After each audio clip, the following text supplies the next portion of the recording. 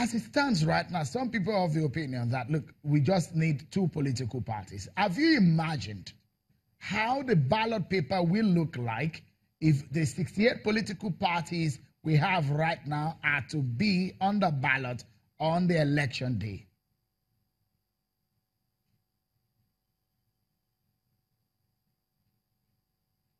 Who have shown capacity to manage elections very well, these things are very easy, especially now when you have what they call electronic voting. What is trending at the moment is multi-political party system. You can see what is happening in Italy. We now have a political party called itself a 5-star movement, and we have our 4 or 5 political parties trending in the Italian election. We can have similar thing in Nigeria. Probably like our colleague here said, Emeka Ezegu, who said that maybe we should start thinking about the way the elections are being conducted. This is where we now come in by making statement way forward. Let's look at the way we conduct the elections.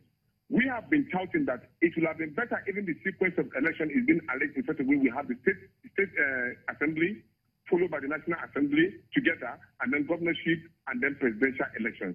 That way, it will give room for other political parties to at least win political offices, because that is the only thing that the people recognize as you being visible.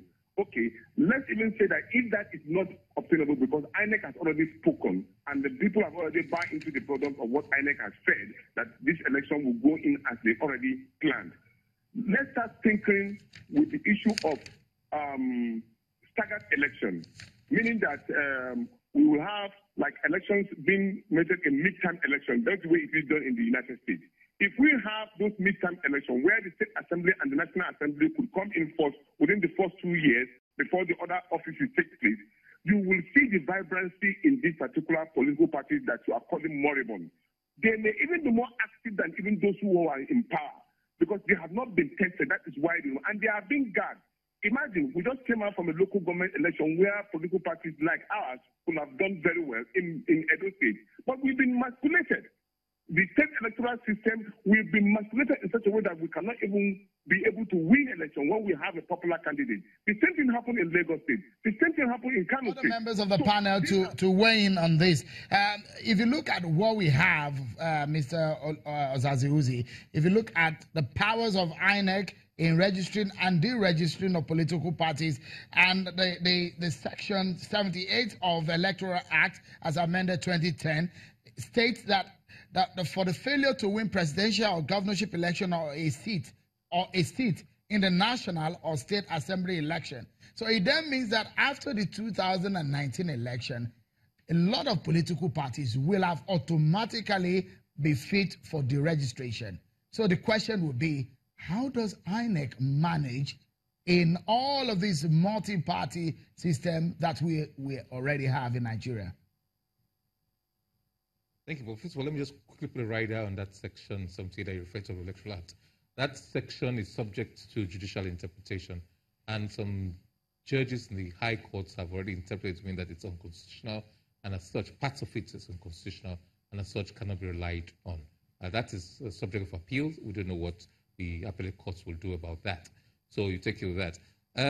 It does provide a challenge in terms of logistic arrangements, but if the law says that's what it is, then INEC has no choice but to devise processes and procedures that will ensure full compliance with the law.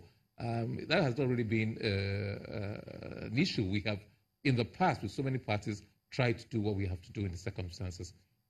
But it's the law that's important. Even this question of access to ballots, unless and until we amend the Constitution, that's the way it is. There are other views on political growth. Some people believe, for example, that Nigeria requires you to be a national party because you're supposed to have membership from at least 2/3 of the states, which is presently about 24 states and the FCT. Some people feel that no, you should allow regional parties, smaller micro parties who concentrate on single issue parties and things like that. Parties are organic. They should grow from small beginnings. Labour Party in England today, for example, in the UK, started from very small beginnings and did not even win power until about 1945. The Liberal Democrats that were a dominant party in the 18th and 19th century have become shrunk in terms of representation in parliament. So parties are organic. Some elections, the Green parties garnered so much votes. The Scottish National Party until recently was not really a what you might call a national party, or had very few seats. The Ulster units, using the UK for example. So they should be organic and should be allowed to grow. All right, Mr. Ezenwa-Nwagwu, let me put you on the spot right now. If you have the power right now, a sole power to do something about these issues of party participation and how these parties have been administered. If you look at the 2015 result of the presidential election, you will discover that less than 4% of the votes are gathered by other political parties. Over 90% of the votes are gathered by just two political parties. And this is what plays out every other time. To solve this problem, if you have the power right now, what would you do?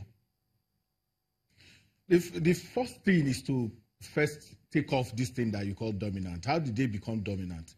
They became dominant by putting their hand in the public till.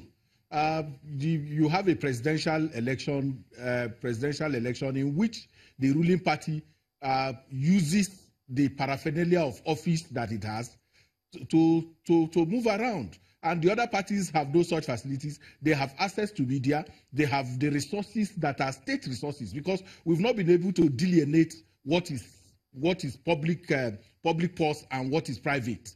So when you are running as a candidate of a party and you are in government, you use the resources of the government to ensure that the other people do not have. So what I will need to do is to ensure that I create a level playing ground.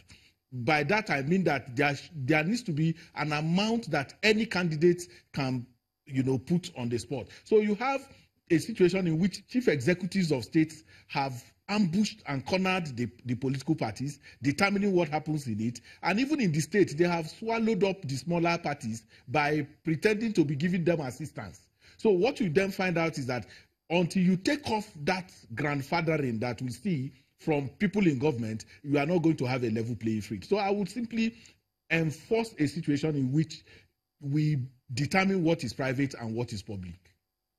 That's a very big one. We hope that some of these political parties come on stream and show their mettle, what they're made of in the coming elections. We're expecting a whole lot of them, because we're seeing new faces, the people they call out of the establishment candidates coming to the fray.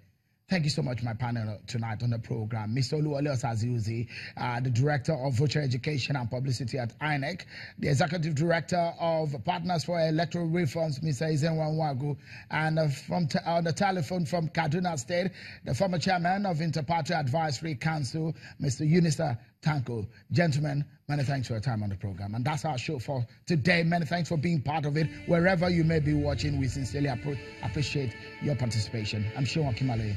Bye-bye.